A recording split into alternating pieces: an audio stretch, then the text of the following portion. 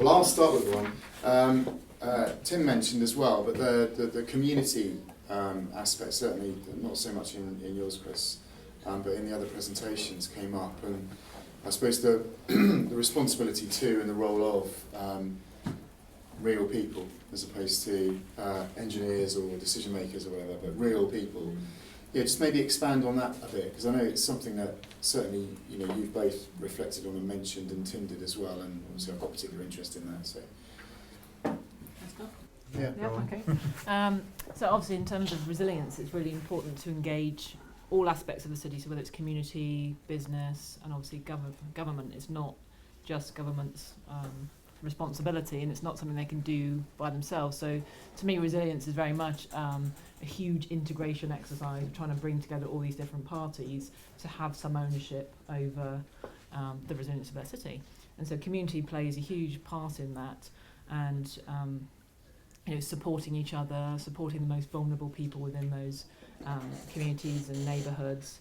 And I think that in the UK we're moving away from that, and in places like Beirut they're moving towards that, or they've had to do that because of the adversity they've gone through. So I think we have to be very careful about managing that and empowering our communities, and I think obviously moving towards more sort of evolution of some of those powers is a good thing from a resilience perspective.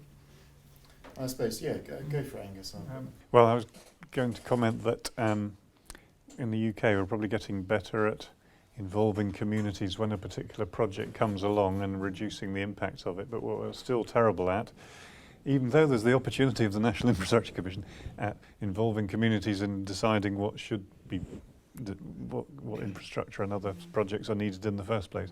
I admit it is more difficult when it's more abstract.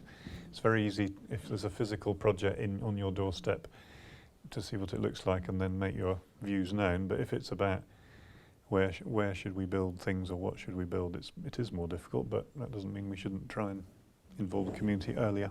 I agree. Sort of is energy important? Is sort of the level sometimes a question, isn't it? At that level, and the answer is probably yes. But then should we have an energy from waste plant here or a heat network in a town or a city? The answer might be, well, it depends. And actually, it depends if you're experiencing very high proportion of your income going on energy and fuel costs. Then the answer probably is yes. It's really important to have a heat network if you understand the potential benefit of it. So I think a lot of the time, and you've heard this from me before, the context and need is missing. And that's the bit I think that perhaps that top level piece that Angus is talking about can bring to bear. And you mentioned the TFX and Transport for Wherever, TFW.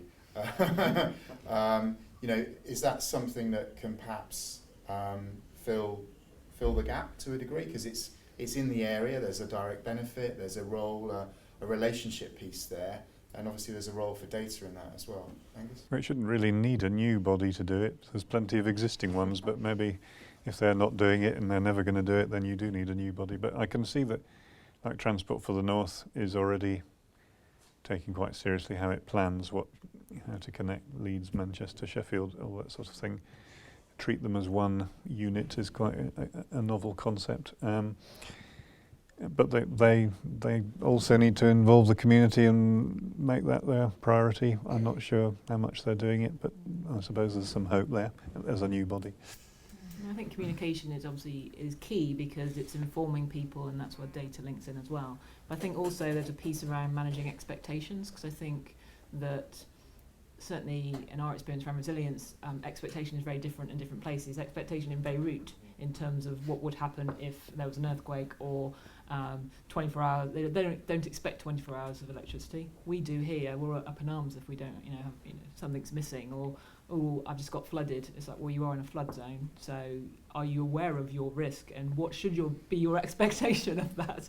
So I think there's a whole debate around informing people of their risks so they can really understand that and what the options are, and managing expectations. That's really interesting, given that where fridges and smart meters start to talk to each other, and the grid talks to them.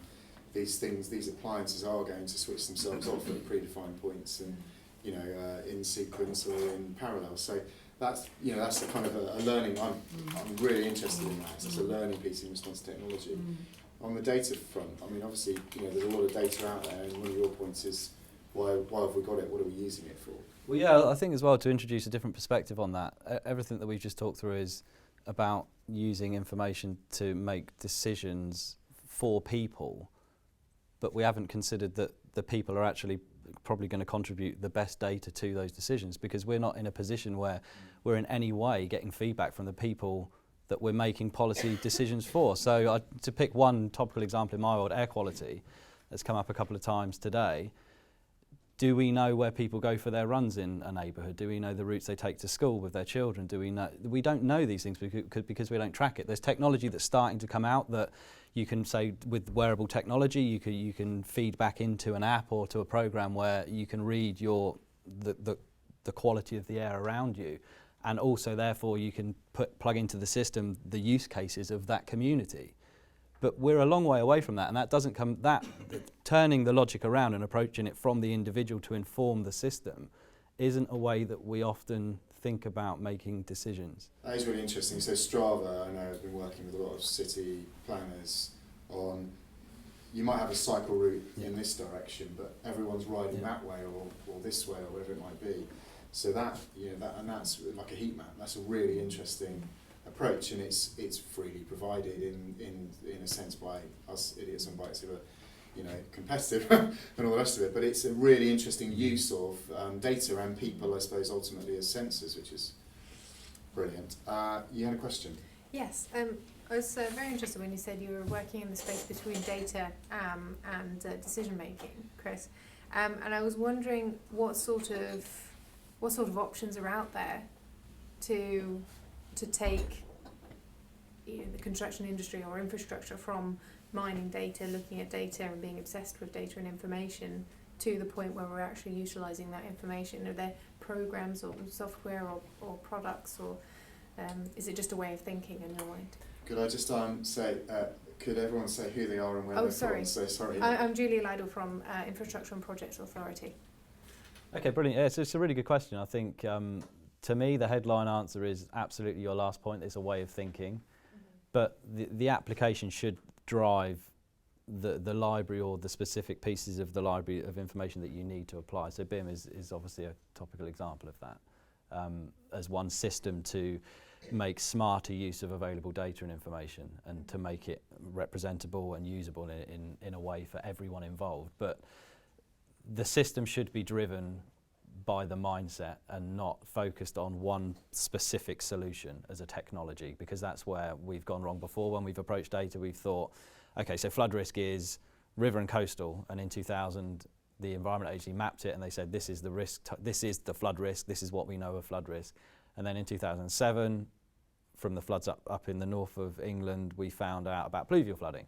So then we plugged that in and it got bigger. And then we added in 2014 groundwater flooding, and then it got bigger. So it can't just be a specific, so it has to be a mindset and how you approach it, I think. Yeah. Sorry, could I just extend that maybe? Yeah. Because you mentioned that it wasn't the most up-to-date version of way of doing it by using spreadsheets. What would your alternative to spreadsheets? Okay, so yeah, so in that specific example, local authorities have been asked to present their brownfield sites to the world, to obviously to generate interest from developers, to start getting these are the places that we should build homes. Now, traditionally, obviously there are exceptions, and some councils have delivered things to a much higher level than a spreadsheet, but the majority have outputted Excel spreadsheets, and that's not usable in the simplest sense because, one, you can't visualize it. So if I'm a developer and I look at my local authority's offer, essentially, of sites that are available for brownfield regeneration, I can't visualize it. So if you've got grid coordinates on a spreadsheet, why can't you transpose that into a geospatial platform that you can instantly see, oh yeah, that's opposite Acacia Avenue and intersected with, Butts Road, for example. It's a much better way to set the scene for the conversation, and then you can append all of the information into that system. So yeah, I could talk all day about geospatial platforms and technologies because it's what our business does, but it's about making something usable, and people respond better better visually than they do to words. It's a commonly We known started thing. putting basically all of our results were geospatial. I just flashed up a couple of them, but in terms of looking at where people are and then looking at the hazard and plotting that and where all these things are, I think that's definitely the way forward. Is being, it's all out there. It's just kind of getting it into one place and be able to then look at all these different layers. One of the other things we linked to actually is like this sort of situational awareness is monitoring system. So New York, NYU, they've been working with the Rockefeller 100 Resilient Cities to look at situational awareness platform. So it's where they're kind of, there's different things you want to know or measure. And so it might be that it's an air quality issue when you're actually, so you've got a dashboard that has air quality and you can look in, or geospatially in the city, well, what's it at this point and what we're expecting it to be, did we meet our target, or whether it's, transportation or any of these other metrics. I know LA has got quite a nice one. So they actually put one up for Beirut and mocked it up for us, and I was like, wow, this is amazing, and just imagine, as we move forward, the amount of information that is going to be available for everybody to just look at and understand. Julie, I don't know if you have in mind the National Infrastructure Pipeline, which is basically a spreadsheet, and I think it isn't. It's supposed to be interesting, attracting investors in forthcoming infrastructure project, but it's not big. Well, I don't know if it is, but it wouldn't attract me because it is just a spreadsheet. It's not visual enough. Maybe use some of these ideas. How do you? I haven't. Yeah.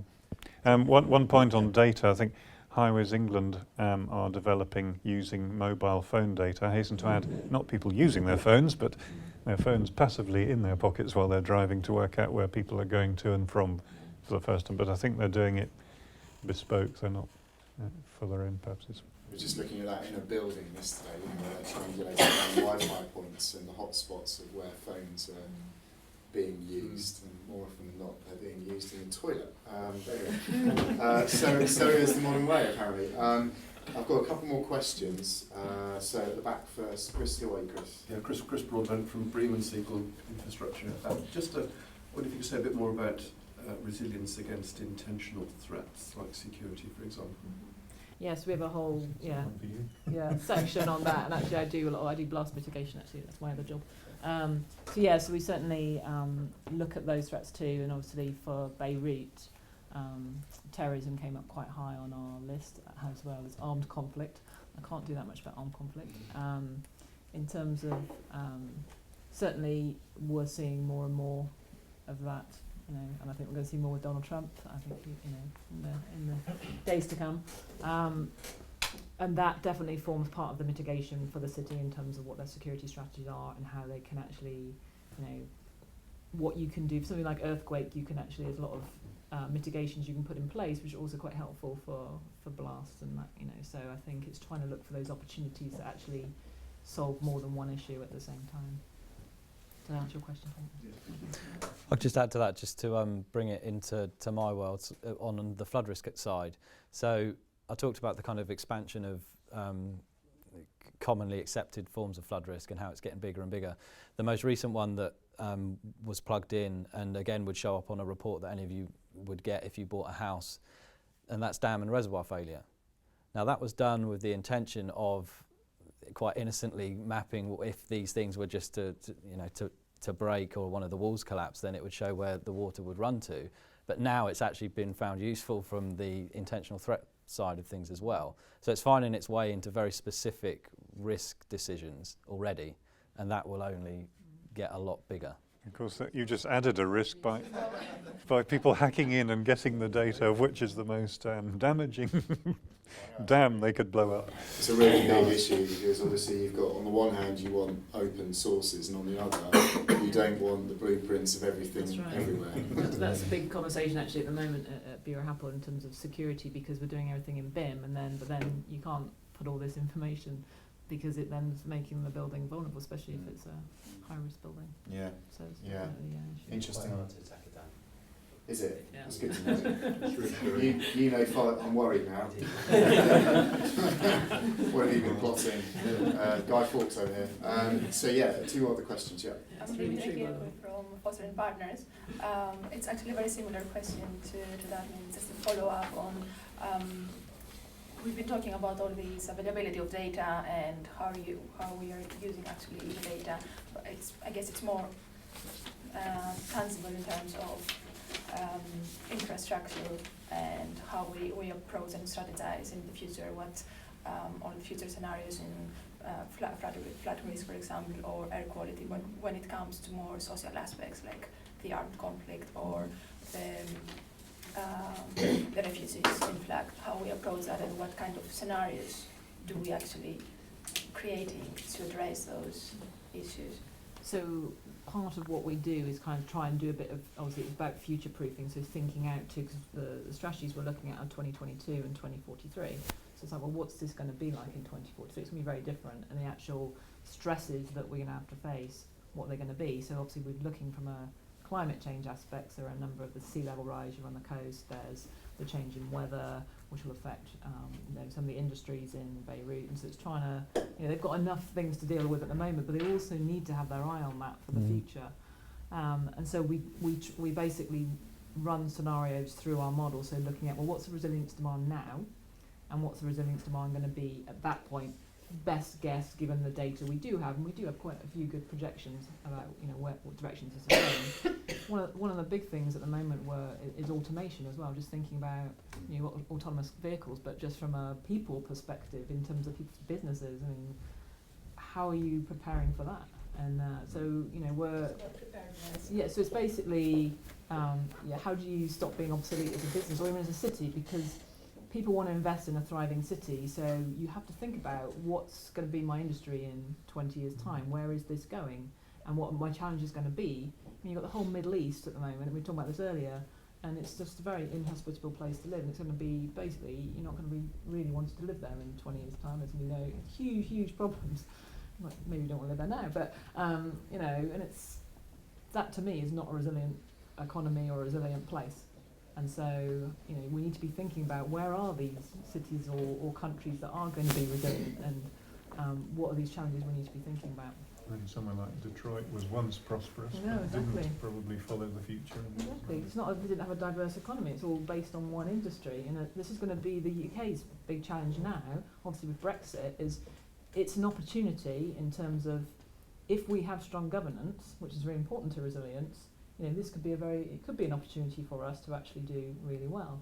If you have poor governance, this is going to be a disaster for us. So it's very much where do we need to go as the UK? And I think we really need to be, really, really strong in understanding all of these challenges, especially from an economical perspective, to make sure that we are still around and significant in 20 years' time.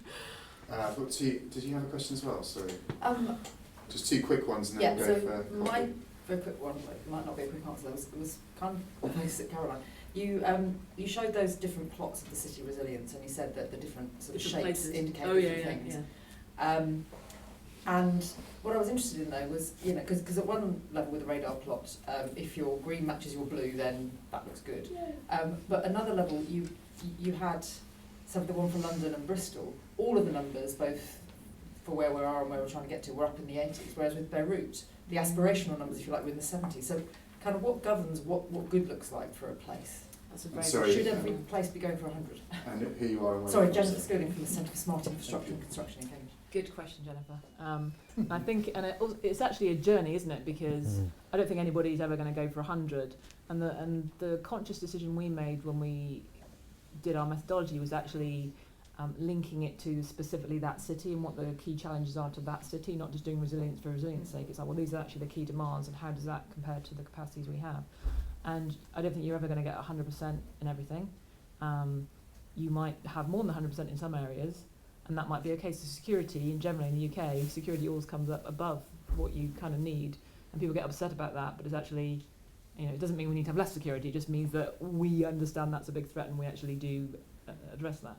So to answer your question, I think this is something we have to sit down with every city and talk about, well, what is achievable, because it's quite intimidating going from 50 or 60 and saying, well, actually I want to be an 80 or an 85. It's like, well, actually this is your journey to get there. You have, and what we're doing with Beirut is saying, well, okay, this is what this is going to look like in 2022. This is where you can get to. Your wheel will look like this, and then in 2043, as much as we can tell, you can aspire to get to here, but this is what we need to do in the interim to get there, and you have to continuously monitor that.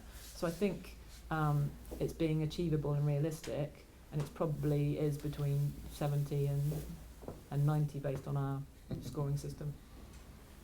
Anything to add? Anis Abu Zaki Foster and Partners. Just to add a bit more on the resilience, you highlighted an issue that we're facing in many cities and in your presentation in Beirut, which is demographic change as a result of social and political situations and conflicts. How would cities for the future, smart cities, infrastructure, take these into consideration, and what would be the mitigation measures, if any, for these things? I mean, we're facing it not only in Beirut, we're facing in many Greek cities, islands, in many cities around the world. So how would you take that into consideration? Well, we do take it into consideration. It's one of the stress factors we look at is the projected change in demographics for that city. And so there are obviously this is a huge, huge issue in terms of, I think Richard's got all the numbers on this, but you know, in terms of birth rates, immigration. So immigration is such a, you know, a big issue, and that's what kind of helps us regulate our economies in terms of having people, the number of people retired versus the number of people coming in. And so they're saying, well, Africa is going to be obviously the next big, you know, economic boom because they've got all the workforce, right? You know, they're going to have all the workforce. And so it's kind of looking at where are these, you know, how is that change in the politics and the economies of the world, and how does the city here, you know, where is it going in terms of its demographics right now, and what can they do about that? Because, I mean, right now Beirut actually is attracting, it's got what percentage of the population? Maybe a third of the, 2/3? If you look at Greater Beirut, it's more than half. Yeah, it's more than half of the Greater Beirut. And so it's basically of the population of Lebanon is in Beirut. And so at the moment it's attracting people because it's an economic powerhouse, so well, compared to the rest of Lebanon. And so it's how you keep, that's what you want that stability, and you want this city to be thriving. But it is about attracting the right people, the right businesses, and they are looking for that city to be resilient to do that. Yeah, in addition to that as well, I wanted to have a quick note on, let's say, the refugee crisis, which is affecting Beirut and other cities. Absolutely. I mean, I don't know if there is a mitigation measure or strategy for resilience for these kind of issues around the world, because in a matter of a couple of years, probably your population might double. I mean, in Lebanon, probably the refugees are nearly reaching a third of the population. Absolutely. I don't know if there are ideas how resiliency could come into place in such situations. I don't have an answer for you, but I think it's something that, you know, is thinking about those eventualities and understanding the geopolitical situation so that you can, you know, I mean, some of those refugees will go back, but there are other conflicts in the area that could bring more in, and so what are they going to do about that? Because right now they've accommodated, you know, I think they've got 50% more people in Beirut because of that, and that's really straining the current infrastructure, and they're not really dealing with that at the moment. So certainly that is on our radar, but it's not an easy one to tackle, is it? I think for just my kind of closing thought on that is that the last two questions, the answer to demographic change and potentially even mass changes in movement of people comes back to aspiration. I think that's the key thing that's come out of these questions for me, is that sets the tone and it powers the decisions and that you need to make and the data that you need to power those decisions. It's the driving force for everything. So the thing that made it real for me on you mapping cities and where they're resilient and where they're not was the visualization of it on that circle. So if you had a circle for every city in the world eventually, so you've contained all of that complex information on a very, very simple output that you can relate to, you can then compare it to the cities in close proximity to yours. Is there a disparity? Is there not? Is there a likelihood that people are going to, from that circle, look at this one that's next door and think that there's going to be an opportunity there to aspire to more? So the aspiration side of it to me drives absolutely everything. I agree. Anything to add, Angus? Well, I think it's interesting so many of the questions have been about resilience. Lucky you.